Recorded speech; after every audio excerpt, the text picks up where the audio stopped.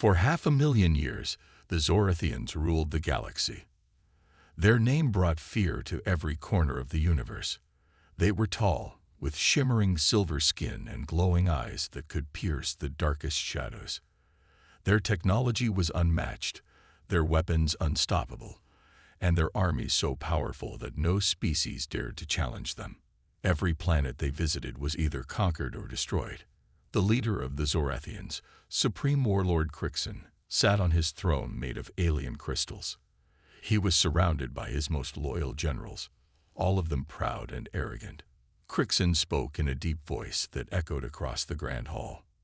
500,000 years of victory, he said, his eyes scanning the room. No one has ever stood against us. We are the strongest. The galaxy belongs to us. The generals cheered. They loved Crixin's confidence. To them, defeat was something they had never known.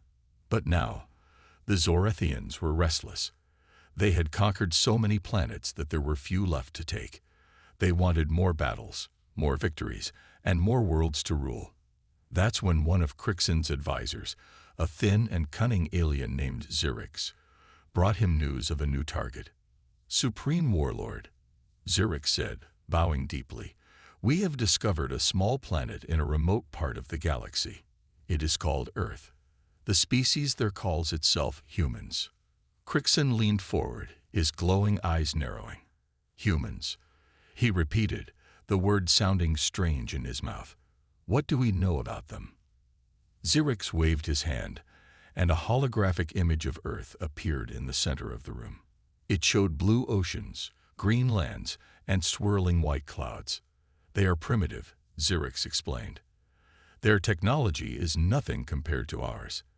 They have no space fleet, no advanced weapons. They are divided into nations and often fight among themselves. They are weak. The room filled with laughter. The generals mocked the idea of humans being a challenge. Is this the best you can offer, Xerix? One of them sneered. Conquering Earth will be like crushing an insect. Crixin raised his hand, and the room fell silent. Even an insect can sting if you are careless, he said. We will not underestimate them. But if they are as weak as you say, then Earth will be our next conquest. Prepare the fleet.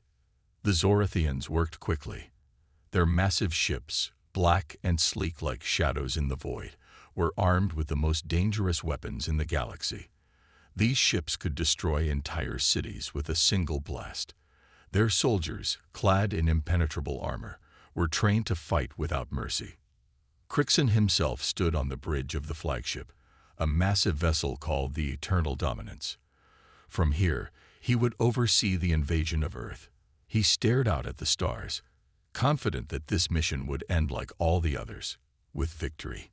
Meanwhile, back on Earth, humanity had no idea what was coming. People went about their daily lives, completely unaware of the danger approaching. Scientists studied the stars, but their telescopes could not see the Zorathian fleet. Military leaders planned for wars on Earth, not battles from space. As the Zorathian fleet approached the solar system, Crixin watched Earth through a screen on the bridge. He saw the bright blue oceans and thought they looked peaceful. This will be easy, he said to himself. But deep down, Crixin felt a strange sense of unease. It was small, like a whisper in the back of his mind, but it was there. He quickly dismissed it. How could a species like humans pose any threat to the mighty Zorathians?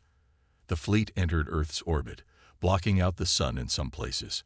On the ground, people stopped and stared at the sky.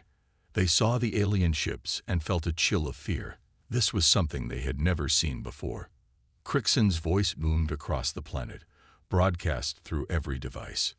People of Earth, he said, you are now part of the Zorathian Empire. Surrender, and you will live. Resist, and you will be destroyed. On Earth, leaders scrambled to respond. Some wanted to fight, while others thought surrender was the only option. But one thing was clear. The humans were facing an enemy unlike anything they had ever known. The Zorathians were confident. To them, this was just another planet to conquer. But what they didn't realize was that humans were not like the other species they had defeated. Humanity had something the Zorathians couldn't understand: resilience, creativity, and the will to survive no matter what. And so, the stage was set. The unstoppable aliens were about to face their greatest challenge yet: humanity. The Zorathian fleet hovered above Earth, its massive ships blocking out the sun. They were silent giants in the sky, each one bristling with weapons that could wipe out entire cities with a single blast. Across the world, people stared up, their faces filled with fear and wonder. No one knew exactly what to do. Back in the control room of the Eternal Dominance, Supreme Warlord Crixin smiled coldly as he watched Earth from above. The planet was beautiful. Its blue oceans and green lands seemed peaceful. But Crixin wasn't interested in peace. He was interested in victory. "Broadcast the message," Crixin ordered, his voice harsh and commanding. A loud hum filled the ship as the communication system powered up. Moments later, Crixin's deep voice echoed through every radio, television, and phone across the world. "People of Earth," Crixin began, his voice filled with pride. "You are weak and unworthy of your world. The Zorathian Empire has arrived. Surrender now, and you will be spared. Resist, and your planet will burn." The message was simple, but it sent a wave of fear through Earth's population. Governments scrambled to respond, but there was little they could do. Most of their military forces were outdated compared to the Zorathians' advanced weapons. In every country, people gathered in front of screens, watching in disbelief. Some tried to contact their leaders, but the communications were already cut off. The Zorathian ships had already jammed most signals. The only thing they could hear now was the voice of the alien leader. Meanwhile, Crixin stood confidently on the bridge of his ship, watching the fear spread below. He could see it clearly. The humans were scared, trembling. He expected them to kneel before him, to beg for mercy. But Crixin was wrong. Across the world, a different kind of anger began to rise. In every city, every town, humans gathered together. Soldiers, civilians, scientists, and leaders alike. They were all united by one thing: the will to survive. They knew they couldn't let their world fall into the hands of these cold invaders. Human leaders quickly met to discuss what to do. They knew they were outmatched. Their weapons were no match for the Zorathian fleet, but there was one thing the humans had that the Zorathians didn't: creativity. In a secret meeting room, Dr. Elena Carter, one of Earth's leading scientists, stood with a group of military strategists. They were all trying to figure out how to fight back. "We can't defeat them with power," Dr. Carter said, staring at a map of the alien ships. "But we can outsmart them." "How?" a general asked. "Their ships are too strong. Their weapons are too powerful." Dr. Carter thought for a moment. Then her eyes lit up. "We can't fight them head-on. But what if we don't fight them at all? What if we confuse them, make them believe we're stronger than we are?" The room fell silent as the idea began to take root. The humans could use the Zorathians' arrogance against them. They could create chaos, disrupt the Zorathian fleet's communication systems, and make the invaders believe Earth's defenses were much more advanced than they really were. Back on the Zorathian flagship, Crixin's patience was wearing thin. The humans had not surrendered. In fact, they had not even made any move to fight back directly. They were doing nothing, and it frustrated him. "Send the first wave down," Crixin ordered. "Destroy a city. Show them the power of the Zorathian Empire." The command was simple: strike. The Zorathians launched their first attack. Their ships descended towards Earth's cities, unleashing powerful laser beams that melted buildings and scorched the Earth below. The first city was reduced to rubble in minutes. Crixin watched as explosions rocked the planet, his eyes filled with satisfaction. But something strange happened. As soon as the lasers stopped firing, humans didn't bow down. They didn't surrender. Instead, they began to rebuild their defenses. Within hours, the destroyed cities were full of people working together to fix what had been broken. They used their resourcefulness, their ability to adapt, and their unbreakable will to fight back. The Zorathians had underestimated humanity's strength. The Zorathians also didn't know that humans were already using their creativity to fight in ways the aliens couldn't predict. Hackers, engineers, and soldiers had worked together in secret, turning the humans' weakness into a strength. They had begun to make small but significant attacks on the Zorathian fleet's systems. It wasn't much, but it was enough to disrupt their communications and cause confusion. Crixon, watching from his ship, began to feel uneasy. The humans were not like other species he had conquered. They were stubborn, resourceful, and full of surprises. He had expected them to crumble under the weight of their fear, but instead they were becoming stronger. "Increase the attack," Crixon ordered, his voice now cold and filled with frustration. "We will break them. Earth will be ours." But deep down, Crixon couldn't shake the feeling that this would not be as easy as he had thought. Earth, and the humans who lived on it, were proving to be much more than just another weak planet to conquer. The Zorathian attack had shocked the world. Cities were destroyed, and people were scared, but something unexpected happened. Instead of breaking apart, the people of Earth came together. Across the planet, no matter where they lived, humans felt the same fear, but they also felt something else: the will to fight. It didn't matter whether someone lived in New York, Tokyo, or Rio de Janeiro. It didn't matter what language they spoke, what flag they waved, or what beliefs they followed. In that moment, all the differences between humans vanished. They were united by a common enemy. They were united by their need to protect their world. In the United Nations headquarters, leaders from every country sat around a large table. The building was full of tension. Some of the leaders were afraid, others were angry. No one knew how to stop the Zorathians, and they all knew that the world was on the brink of destruction. "Do we surrender?" one leader asked. "We have no chance against their weapons." "No," said another, his voice firm. "We fight. We fight for our future. We fight for our children." A woman, President Maria Alvarez of Brazil, stood up. She was a leader who had always been calm and wise. "We have no choice but to unite. All the countries, all the people of Earth. It's time we stopped thinking about our differences and thought about our survival." Her words were powerful. One by one, other leaders spoke up. They agreed. They'd promised to set aside their past conflicts and work together. They'd promised that no matter what, they would defend Earth with everything they had. The humans weren't just united in thought. They were united in action too. Military forces from every country joined together, sharing their knowledge, weapons, and resources. Soldiers trained side by side with people they had once called enemies.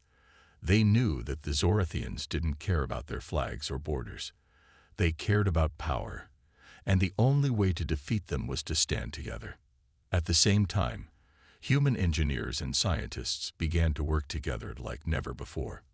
Scientists who had once worked in separate fields started to share ideas. It didn't matter if someone was a physicist, a biologist, or a computer expert. They were all focused on one goal: stopping the Zorathians. In hidden labs and bunkers around the world, teams of scientists worked day and night to develop new weapons and technologies. One of the brightest minds in the world, Dr. Elena Carter, was leading a team of engineers. She knew that their best chance of survival wasn't to fight the Zorathians head-on. They had to be smart, fast, and unpredictable. "We have to think like them," Dr. Carter said to her team. "The Zorathians believe they are invincible. They believe their technology is perfect. Our job is to find their weaknesses. We can't just attack them. We need to confuse them, outsmart them." One of the engineers, Jake Williams, asked, "How do we do that?" "We make them doubt themselves," Dr. Carter replied. "We hack into their systems, create false signals, make them believe that Earth's defenses are stronger than they really are. If we can disrupt their communication systems, we can slow them down." Her plan was risky, but it was the best shot humanity had. The scientists worked together, creating programs to interfere with the Zorathians' communications. Every day, the Earth's military forces got stronger, and the world's governments sent messages of hope and unity to their people. "We will not bow down to these invaders," President Alvarez said in a broadcast. "We are a united world, and we will fight for Earth." As the days passed, the world saw something incredible. People who had once fought wars with each other were now working side by side. Former enemies were now allies. It was as if the entire planet had realized that the only way to survive was to stand together. In the skies above Earth, the Zorathians were preparing for their next attack. Crixon, their supreme leader, watched Earth from his flagship, the Eternal Dominance. He expected to see cities in ruins, governments collapsing. He expected to see fear in the hearts of the humans. But instead, he saw something strange. The humans were not breaking apart. They were coming together. It didn't make sense to him. How could a species that had spent centuries fighting among themselves suddenly unite against a powerful enemy like the Zorathians? "They're organizing," Crixon said, his voice filled with disbelief. "This is impossible. They should be running, hiding, begging for mercy." His generals stared at the images on the screen, equally shocked. "They are united, Supreme Warlord," one of them said. "This is not what we expected." Crixon's anger grew. He had underestimated humans, just like so many others before him. He had believed they would fall apart, but instead they were standing strong. They were fighting back. "They may have united for now," Crixon said, "but they will break. We will make them see that resistance is useless. Prepare the next wave of attack. We will crush their hopes." But Crixon was wrong. The humans were no longer just fighting to survive. They were fighting for their planet, their families, and their future. And together, they were stronger than ever before. The time had come. The Zorathians had shown their power, and Earth had responded with defiance. Now, the world was about to face its first real battle. The humans were ready to fight back, though they still didn't know what would happen. The Zorathians were stronger, their technology far more advanced, but the humans had something the Zorathians didn't: the spirit to survive and the determination to win. The Zorathians began their second wave of attacks.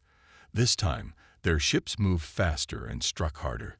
They targeted major cities around the globe: New York, London, Paris, Beijing. Their lasers shot down from the sky, burning everything in their path. Buildings collapsed, streets cracked, and chaos spread. But even in the face of destruction, the humans didn't give up. They were fighting for their homes, their families, and their future. On the ground, people were working together to defend their cities. Soldiers, engineers, and scientists rushed to create defenses, using what little they had. Fighter jets scrambled from airfields, and anti-aircraft missiles fired into the sky. The world had never seen such unity, and it was their only chance to survive. In the underground bunkers, Dr. Elena Carter and her team of engineers were working frantically. They had spent days perfecting a new weapon that might be their only hope. It wasn't a missile or a bomb, but a powerful electromagnetic pulse, EMP, that could disable the Zorathians' technology for a short time. It wasn't much, but it could be enough to turn the tide of battle. "We can't wait any longer," Dr. Carter said, her voice filled with urgency. "If we don't act now, it'll be too late." She gave the order to launch the EMP device. The countdown began, and seconds felt like hours. The device was fired from a hidden satellite high above the Earth. It traveled through space, and with a flash of light, it hit the Zorathian fleet. The result was immediate. The once perfect Zorathian ships began to glitch. Their communication systems went down, and their weapons powered down. The massive fleet was thrown into confusion. The humans had found a way to disrupt the Zorathians' advanced technology, even if only for a short time. On Earth, the humans saw their chance. Fighter jets from every country soared into the sky. Their pilots were determined. They knew they had to make the most of this moment. They launched missiles, fired machine guns, and used every weapon they had. The Zorathians were not prepared for this sudden attack. Their ships, still recovering from the EMP, were slow to react. In the midst of the chaos, Captain Marcus Fields, a pilot from the United States, led a group of jets on a daring mission to take down one of the largest Zorathian ships. The ship, Dreadstrike, was hovering just above a city, its weapons ready to fire. Captain Fields knew that if they didn't stop it, more lives would be lost. "Team, follow my lead," Captain Fields said into his radio. "We have one shot at this. Let's make it count." The jets flew in tight formation, dodging enemy fire as they approached the Zorathian ship. Fields' hands gripped the controls tightly as he guided his jet toward the enemy ship. The Zorathian defenses were still recovering, and now was their chance. "Lock on to their main cannon," Fields ordered. The target locked into place. Fire. A barrage of missiles flew from the human jets, hitting the Dreadstrike with full force. The Zorathian ship shuddered under the impact. Sparks flew from its hull, and its weapon systems went dark. But the battle wasn't over. The Zorathians weren't easy to defeat. The Zorathian ship retaliated, firing back with deadly force. The human jets scattered, weaving through the enemy fire. Captain Fields' jet was hit, and alarms screamed in his cockpit. His plane was shaking violently, but he refused to give up. He pulled up and veered to the side, narrowly avoiding another blast. "This isn't over yet," Captain Fields muttered through gritted teeth. Below, on the ground, the battle raged on. Soldiers in cities across the world fought to hold off Zorathian ground troops. Humans were outmatched in technology and firepower, but their determination kept them going. They didn't have the alien ships or advanced weapons, but they had courage. And that made all the difference. Back in the Zorathian flagship, Crixon watched as his fleet began to struggle. His once perfect forces were faltering, their technology failing. His eyes narrowed in anger. "Impossible," he shouted. "How are they doing this?" His generals stood in stunned silence, unsure of how to respond. The humans had done the unthinkable. They had fought back. Crixon's frustration grew. "Increase the attack," he ordered. "Bring every ship to the front. We will crush them." But Crixon was starting to realize something. These humans, who had once seemed so weak and helpless, were proving to be a far greater challenge than he had ever expected. Their fighting spirit, their unity, and their determination were giving them strength that even the Zorathian Empire couldn't have predicted. The battle raged on, and both sides suffered heavy losses. But for the first time, the humans had shown the Zorathians that they could fight back. The Zorathian Empire had underestimated Earth, and that mistake was going to cost them. The battle between the humans and the Zorathians raged on, each day more intense than the last. Earth's cities were in ruins, and the skies were filled with smoke and debris. But even as the situation grew more desperate, one thing became clear to the Zorathians. The humans were not giving up. No matter how many times they were struck down, they got back up, ready to fight again. In the heart of the human resistance, Dr. Elena Carter paced back and forth in a dark underground bunker. The war was taking its toll. The Zorathians had destroyed most of the major cities, and their ships still hovered over Earth, casting an ominous shadow. Yet Dr. Carter refused to give up. She knew that if humanity was to survive, they had to keep pushing forward. "We can't stop now," Dr. Carter said, turning to her team. "The Zorathians think we'll surrender. They think we'll fall apart, but they don't understand us. We are strong, and we can still win." Her team nodded in agreement. There was a sense of resolve in their eyes, a determination that had been growing with each passing day. The EMP attacks had been successful in the past, but now the Zorathians were adapting. They were learning from their mistakes, and humanity was running out of time. Across the world, the human forces had gathered for a final stand. It wasn't going to be easy. The Zorathians were more powerful than ever, and the human military was weaker than before. Many soldiers had fallen in battle, and the resources were running low. But one thing remained: their will to fight. In London, Captain Marcus Field stood on the balcony of a destroyed building, looking out at the burning city below. His team of pilots had done their best, but the Zorathians kept coming. The enemy ships were relentless, and the human jets were running low on fuel and ammunition. Captain Fields had seen many of his friends fall in battle, and each loss felt like a blow to his heart. But he refused to give in. "We can't stop now," Fields whispered to himself. "Not now. Not when the world still needs us." He turned and walked back into the command center. The room was filled with soldiers, engineers, and scientists, all working tirelessly to find a solution. It was clear that the battle was far from over, but there was still hope. "We've come so far," President Maria Alvarez said, her voice steady as she addressed the room. "We've lost so much, but we're not finished yet. The Zorathians may have the upper hand, but they don't have our spirit. We fight for our future. We fight for Earth." Her words resonated with everyone in the room. The human spirit was something the Zorathians could never understand. It wasn't about advanced weapons or technology. It was about the unbreakable will to protect what was theirs, no matter the cost. In the skies above, the Zorathians continued their bombardment. The massive ships dropped bombs, sending shockwaves through the ground below. Cities crumbled under the weight of the attack, but the humans never backed down. They fought with everything they had, using what little resources remained to defend their planet. As the Zorathian fleet launched another wave of attacks, something unexpected happened. The human resistance, working in secret, had developed a new weapon. It wasn't the perfect solution, but it was something that could change the course of the war. Dr. Carter and her team had created a virus, a digital weapon that could infiltrate the Zorathian network and cause chaos. It wasn't a foolproof plan, but it was humanity's last chance. The virus was launched, and it began to spread through the Zorathian ship systems.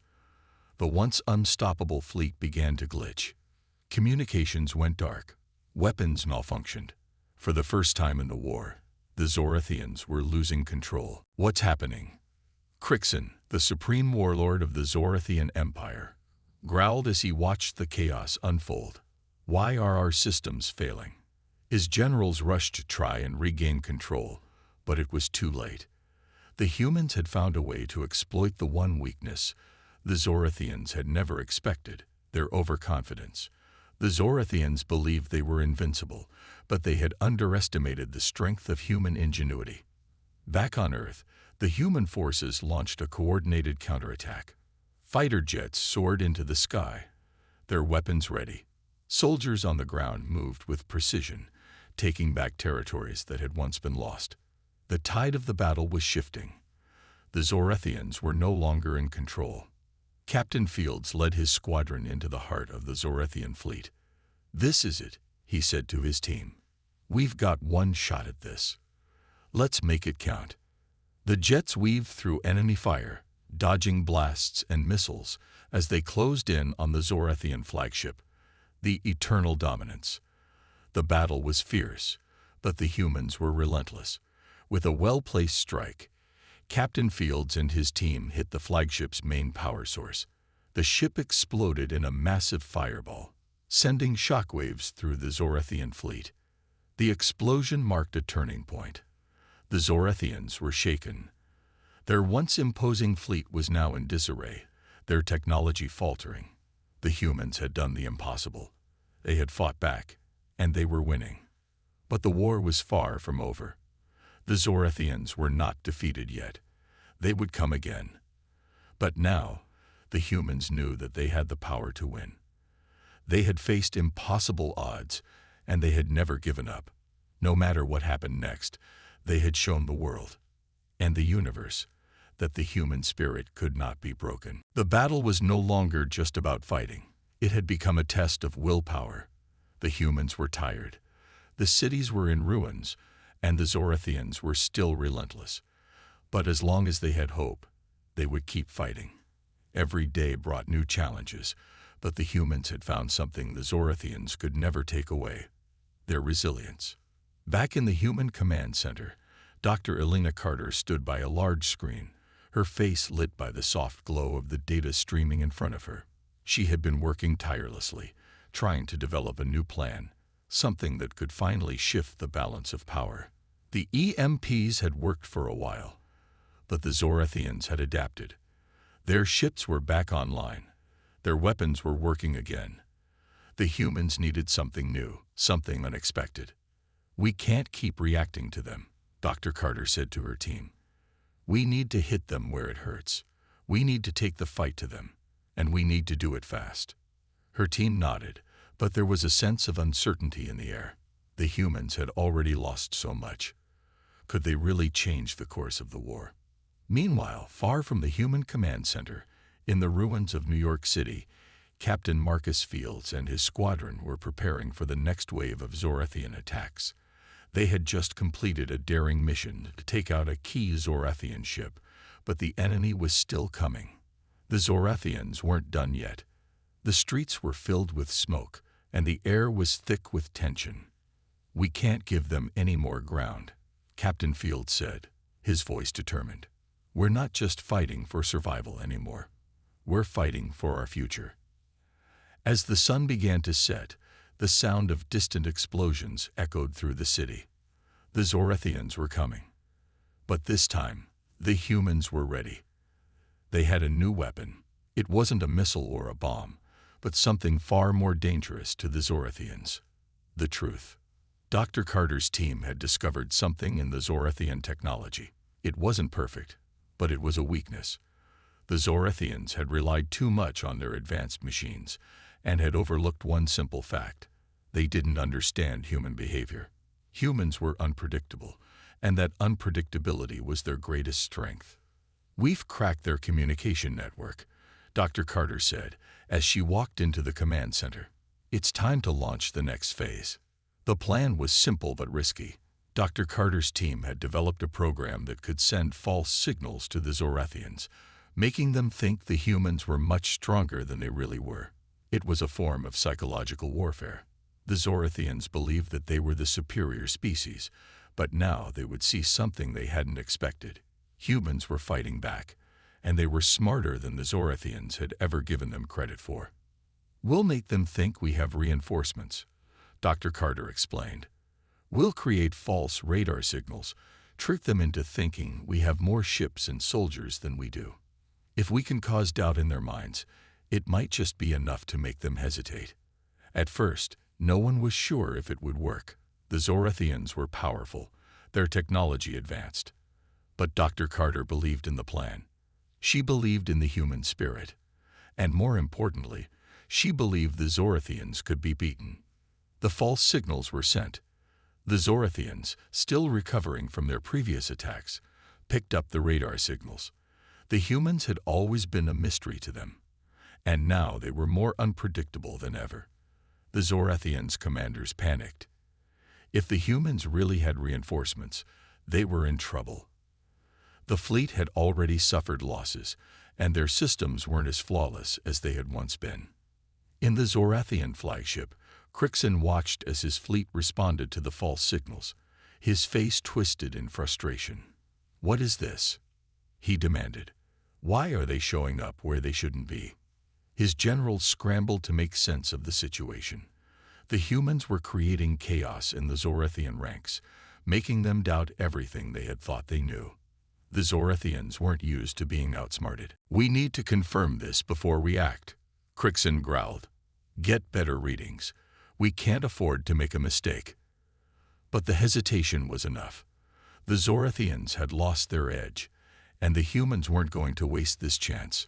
The human military moved in quickly, using the confusion to strike at weak points in the Zorathian fleet. Captain Fields, leading his squadron of pilots, dove into the fray. "This is it, team," he said, his voice crackling over the radio. "We have them where we want them. Take the shot." The jets moved with precision, aiming for the Zorathian ships that had begun to lose their coordination. The humans had found their opportunity, and they weren't about to waste it. With quick, accurate strikes, they took out several of the Zorathian warships. Back on Earth, The ground forces pushed forward. The Zorathians, still unsure of what was happening, were struggling to respond. Their once impressive fleet was now disorganized, and the humans were seizing the moment. They fought harder than ever, with the knowledge that they had finally found a way to outsmart the Zorathians. Crixon watched helplessly as his fleet began to crumble. He had never seen anything like this before. The humans had always been unpredictable, but this was something new. They had used their intelligence and resourcefulness to turn the tide of battle. They are not what we thought, Crixon muttered, his eyes narrowing. They have become more than we expected. And just like that, the war had changed. The humans had shown the Zorathians that they were not only capable of fighting back, but they were capable of winning. It wasn't about technology or firepower. It was about outthinking the enemy. And that, more than anything else, was the game changer. The battle had come to a turning point. After weeks of fierce fighting, the humans had finally gained the upper hand. The Zorathian fleet, once unstoppable, was now in disarray. Their technology was failing, their ships were in chaos, and their leaders were losing control. The humans had turned the tide with their resourcefulness and courage, but the war was far from over. The Zorathians were not the kind to give up easily, and the humans knew the final battle was approaching. In the heart of the human command center, Dr. Elena Carter stood with a group of military leaders, strategists, and scientists. They had all worked together for one purpose: to stop the Zorathians and protect their planet. But now, as the situation grew more desperate, Dr. Carter knew that the final stand would be the most dangerous challenge yet. "We've done well," Dr. Carter said, looking at her team. "But the Zorathians won't stop until we've been completely wiped out. This is it. This is our final chance." General Rogas, the leader of the human military forces, nodded. "We've learned a lot from the Zorathians over the past weeks. Their ships are more vulnerable than we thought. We just have to keep pushing forward." Across the world, the resistance was gathering for one last push. The Zorathian fleet still hovered above Earth's major cities, their weapons ready to strike. The humans, tired and battered, were preparing for the ultimate battle. They had no choice but to fight, and they were willing to give everything to protect their home. Captain Marcus Fields stood with his squadron of fighter pilots, looking out at the darkening sky. His face was grim, but his eyes were filled with determination. They had fought through countless battles, losing many friends along the way, but they had never stopped believing in their mission. "This is it, team," Captain Fields said, his voice steady. "We've pushed the Zorathians to the brink. Now we finish this. We do it for Earth." The squadron of pilots nodded in unison. There was no turning back now. They knew what they had to do. As the sun set over the battlefield, the final assault began. The human military launched a coordinated strike against the Zorathian ships, using everything they had left. Missiles flew through the sky. Fighter jets swooped down, and soldiers on the ground advanced with unwavering determination. The Zorathians were ready for the attack. They had expected this final push, and they had prepared their defenses. But what they hadn't expected was the human resolve. The humans fought like never before, using every ounce of their strength, intelligence, and willpower to take down the alien invaders.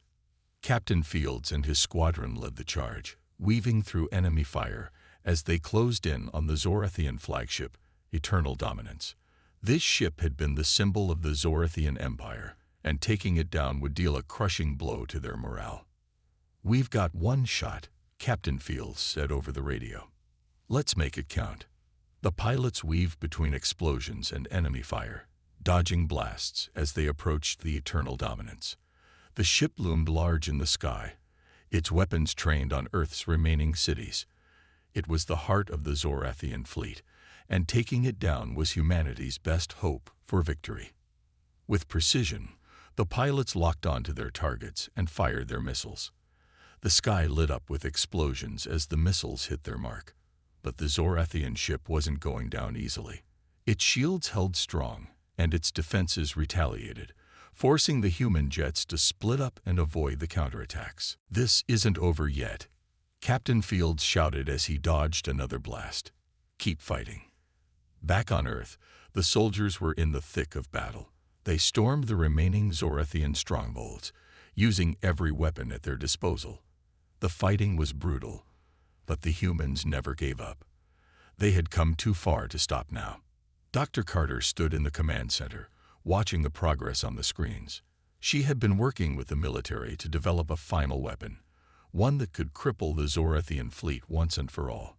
The EMPs had worked in the past, but this was something more powerful, something that could disable the Zorathian flagship for good. "We're ready," Dr. Carter said, her voice calm despite the chaos around her. "Launch it now." The final weapon was fired from a satellite high above the Earth. The pulse hit the Zorathian flagship, and for the first time, the Eternal Dominance lost its power. Its systems failed, its shields dropped, and its weapons went silent. Captain Fields saw the opportunity. "Now's our chance," he shouted to his team. "Attack." The fighter jets rallied, their missiles locking on to the now vulnerable flagship. One by one, they launched their strikes. The explosions were massive, lighting up the sky. The Eternal Dominance shook violently as its hull cracked open, and the Zorathian flagship began to break apart. Inside the Zorathian command center, Crixin, the supreme warlord, stood in disbelief. His once mighty fleet was falling apart. His ship was burning. His empire was crumbling. "This can't be happening," Crixin muttered, his voice full of rage and fear. "We were supposed to conquer this planet. We were supposed to crush them."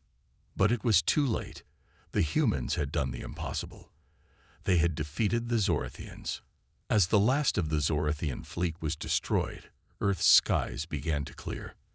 The fires began to die down, and the ground forces slowly withdrew from the battlefield.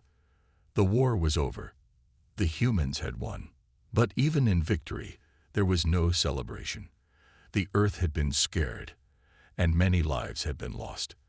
The humans had paid a heavy price, but they had shown the universe something important, that even in the face of overwhelming odds, humanity would never give up.